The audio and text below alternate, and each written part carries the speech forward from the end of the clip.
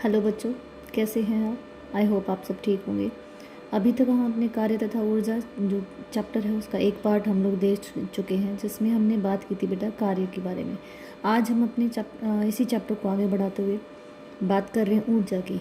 अभी तक आपको मेरे जितने भी वीडियोज़ मैंने अपलोड किए बेटा, अगर आपको समझ आ रही है, आपको अच्छा लग रहा है, तो आप मेरे चैनल को सब्सक्राइब कर सकते हैं। मेरे चैनल का नाम है बियॉन्ड इमेजिन पॉइंट। चलिए, तो आज की बात करेंगे। आज का टॉपिक है बेटा हमारा ऊर्जा। ऊर्जा देखो बेटा, ऊर्जा का मतलब होता है कार्य करने की क्षमता। आप कितने कम समय में कितना कार्य कर पाते हो, वो आपकी ऊर्जा होती है, वो आपकी एनर्जी पर डिपेंड करती है। जैसा कि हमें पता है कि हमें काम करने के लिए जो ऊर्जा है वो किससे मिलती है? खाने से मिलती है। बिल्कुल, जितनी भी सजीव चीज़ें हैं उनको कार्य करने के लिए जो ऊर्जा है वो किससे मिलती है? खाने से मिलती है। ऐसे ही जो निर्जीव चीज़ें होती हैं, जो उनको एनर्जी कहाँ से मिलती है, उनको ऊर्जा कहाँ से मिलती है? जो ईंधन को उनके अंदर यूज़ किया जाता है, जैसे कार के अंदर पेट्रोल या डीजल यूज़ किया जाता है, तो डीजल और पेट्रोल से उसको क्या मिलती है बेटा? एनर्जी मिलती है।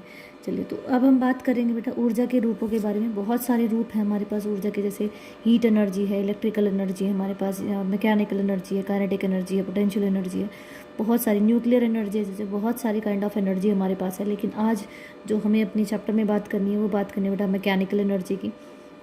तो मैकेनिकल एनर्जी, जिसको हम हिंदी में यांत्रिक ऊर्जा कहते हैं। यांत्रिक ऊर्जा क्या होती है बेटा? किसी भी वस्तु की गतिज ऊर्जा और स्थितिज ऊर्जा के योग को, जब के योग से जो एनर्जी बनती है उसको हम यांत्रिक ऊर्जा कहते हैं। मतलब गतिज ऊर्जा के कारण और उसकी स्थितिज ऊर्जा के कारण जो एनर्जी बनती है उसको हम कहते हैं यांत्रिक एनर्जी। क्या कहते हैं? यांत्रिक ऊर्जा कहते हैं। इसका मतलब ये हुआ बेटा, अगर आपको किसी वस्तु की गतिज ऊर्जा पता चल जाए और स्थितिज ऊर्जा पता चल जाए, उनको जोड़ दें तो हम यांत्रिक ऊर्जा निकाल सकते हैं। अब देखो, हम ये बात कर रहे हैं कि गतिज ऊर्जा होती है, स्थितिज ऊर्जा होती है। ये गतिज ऊर्जा और स्थितिज ऊर्जा होती क्या है उसकी बात करेंगे। अगर मैं डेफिनेशन की बात करूँ यांत्रिक ऊर्जा की, तो किसी वस्तु की गति या स्थिति के कारण कार्य करने की क्षमता को यांत्रिक ऊर्जा कहते हैं।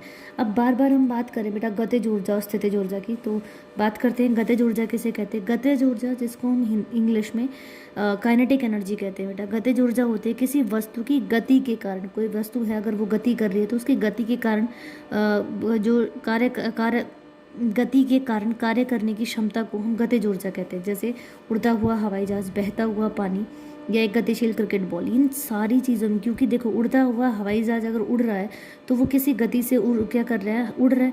तो उसकी गति के कारण जो ऊर्जा उसमें उत्पन्न हुई है, जो उससे कार्य करने की क्षमता, उसकी गति की वजह से, उसको हम कहते हैं गतिज ऊर्जा। अब पानी बह रहा है तो उसकी स्पीड की वजह से, उसकी गति की वजह से जो एनर्जी वहाँ पर बन रही है उसको गतिज ऊर्जा कहते हैं।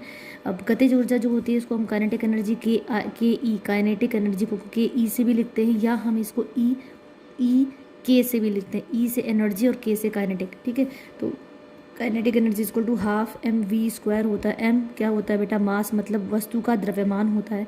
वी वस्तु का वेग, क्योंकि वेग की वजह से ही, गति की वजह से ही एनर्जी बनती है, तो इसीलिए इसके जो फार्मूला हो जाता है वो काइनेटिक एनर्जी का हमारा हो जाता है बेटा हाफ एम वी स्क्वायर।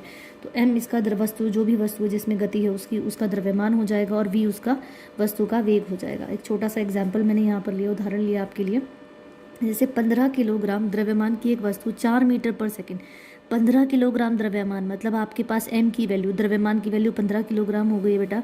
और वस्तु कितनी एक समान रूप से गतिशील है। गतिशील कितनी उसकी वेग से है? वो 4 मीटर पर सेकंड की वेग से वो क्या है? गतिशील है। इसका मतलब आपके पास वी मिल गया आपको। ठीक है, आपको निकालना क्या है? गतिज ऊर्जा निकालनी है। द्रव्यमान आपके पास 15 kg हो गया, वी आपका 4 मीटर पर सेकंड हो गया। तो काइनेटिक एनर्जी या तो हम के ई से लिखते हैं, ई के से लिखते हैं। हाफ एम वी स्क्वायर है, एम की वैल्यू हमारे पास 15 है और 4 हमारे पास वी की वैल्यू, तो 4 का स्क्वायर मतलब 4 गुना 4 हो जाएगा। अगर आप इसको काटेंगे और सॉल्व करेंगे तो आपके पास आंसर आएगा बेटा 120 जूल। जूल इसकी क्या है? यूनिट है, क्योंकि ऊर्जा है। ऊर्जा की हमें पता है यूनिट क्या होती है, जो मात्रक है वो जूल होता है, तो इसीलिए काइनेटिक एनर्जी का भी जो मात्रक है वो जूल हो जाएगा। तो आपके पास काइनेटिक एनर्जी जो गतिज ऊर्जा है वो निकल जाएगी 120 जूल निकल जाएगी। ठीक है बेटा, अब हम बात कर रहे हैं बेटा किसके बारे में? स्थितिज ऊर्जा के बारे में। स्थितिज ऊर्जा, गतिज ऊर्जा को तो हम देख चुके हैं, अब बात करेंगे स्थितिज ऊर्जा के बारे में। तो स्थितिज ऊर्जा, जैसे कि नाम से आपको पता चल रहा है, स्थिति की वजह से, मतलब किसी वस्तु में वस्तु की स्थिति या उसके आकार के परिवर्तन के कारण जो ऊर्जा कार्य करने की क्षमता होती है उसको हम क्या कहते हैं? स्थितिज ऊर्जा कहते हैं। तो स्थितिज ऊर्जा, जैसे मैं यहाँ एग्जाम्पल ले रहे हैं धनुष की तनित डोरी। देखो बेटा बहुत ही इजी एग्जाम्पल है। जैसे कोई धनुष है आपके पास, कोई भी अगर आपके पास धनुष है तो वो नॉर्मली ऐसे होता है ना, नॉर्मली उसका जो डोरी होती है वो ऐसे होती है। अगर आप उसमें तीर लगा के खींचते हो तो उसकी स्थिति बदल जाती है। यहाँ से उसकी स्थिति बदल गई तो उसकी स्थिति की वजह से उसमें क्या आ जाएगी, पोटेंशियल एनर्जी आ जाएगी, मतलब स्थितिज ऊर्जा आ जाएगी। और जैसे ही आप तीर को छोड़ते हैं, तीर किसी गति से क्या करेगा, मूव करेगा, तो उसकी गति की वजह से उसमें काइनेटिक एनर्जी मतलब गतिज ऊर्जा आ जाएगी। तो ये दोनों के लिए बेस्ट एग्जाम्पल है जो धनुष की तरह डोरी है उसके लिए। या जैसे स्प्रिंग का कसना या स्प्रिंग का खुलना, आप स्प्रिंग जैसे स्प्रिंग होता है उसको कस देते हो या उसको खोल देते हो तो उसकी वजह से, उसकी स्थिति की वजह से उसमें क्या होती है, ऊर्जा बनती है जिसको हम स्थितिज ऊर्जा कहते हैं। अब स्थितिज जो ऊर्जा है उसको हम पोटेंशियल एनर्जी पी से या पी से डिनोट कर देते हैं। तो पोटेंशियल एनर्जी स्थितिज ऊर्जा हमारी डायरेक्टली प्रोपोर्शनल टू मास, मतलब उसके द्रव्यमान के और हाइट के क्या हो जाएगी, डायरेक्टली प्रोपोर्शनल हो जाएगी। तो पी आपके पास हो जाएगा बेटा, जैसे ही डायरेक्टली प्रोपोर्शनल का निशान हटेगा तो यहाँ पर जी एक कांस्टेंट जो आपके पास एक्सेलरेशन ड्यू टू ग्रेविटी, मतलब आपके पास एक त्वरण है यहाँ पर, वो यहाँ पर क्रिएट हो जाएगा। तो इसीलिए गुरुत्वीय त्वरण हम इसको कहते हैं जी को, जिसकी वैल्यू फिक्स होती है तो 9.8 होती है बेटा या 10 होती है।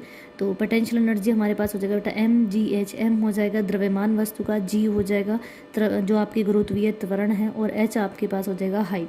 तो EP या PE से इसको डिनोट करते हैं, that is equal to mgh। और आपके पास मास आ गया, ग्रेविटी आपके पास है ही बेटा, गुरुत्वीय त्वरण आपके पास है ही, और हाइट आपको पता चल जाए वस्तु की तो आप उसकी स्थितिज ऊर्जा आप उसकी निकाल सकते हैं। जैसे एक उदाहरण मैंने यहाँ पे लिया, आपके पास 10 किलोग्राम द्रव्यमान की एक वस्तु को धरती से 6 मीटर की ऊंचाई तक उठाया जाता है। तो वस्तु का द्रव्यमान आपके पास कितना हो गया, 10 किलोग्राम हो गया, और उसको उसकी हाइट 6 मीटर ऊंचाई पर उठाया तो उसकी हाइट आपके पास h आपके पास हो गया बेटा 6 मीटर।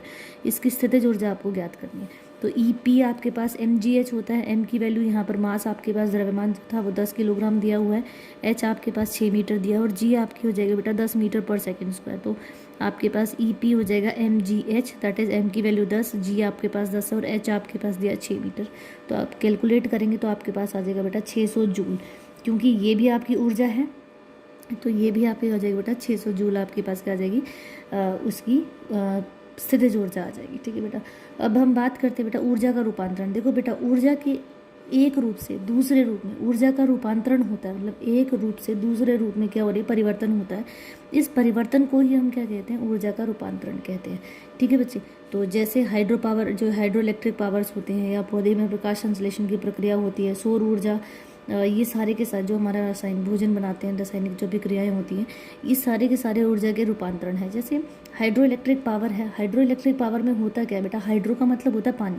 बहुत ऊंचाई से जब टरबाइंस के ऊपर पानी गिराया जाता है, बहुत ऊंचाई से टरबाइंस के ऊपर ही ऐसे ऐसे पंखे के जैसे हमारे पास बड़े बड़े टरबाइंस होते हैं, इन टरबाइंस के ऊपर जब बहुत ऊंचाई से क्या गिराया जाता है, पानी गिराया जाता है, तो ये टरबाइंस घूमते हैं और इनके घूमने से मैकेनिकल एनर्जी बनती है। फिर जनरेटर्स के द्वारा इन मैकेनिकल एनर्जी को हम इलेक्ट्रिकल एनर्जी में क्या कर लेते हैं, कन्वर्ट करा लेते हैं। तो इसी तरीके से जो आपके इलेक्ट्रिक पावर हाउस, जो घरों में बिजली आती है, वो इसी तरीके से जो हाइड्रो इलेक्ट्रिक पावर जो एनर्जी है उसको यूज़ करके बनाया जाता है। तो ये आज हमने बात की बेटा एनर्जी के बारे में।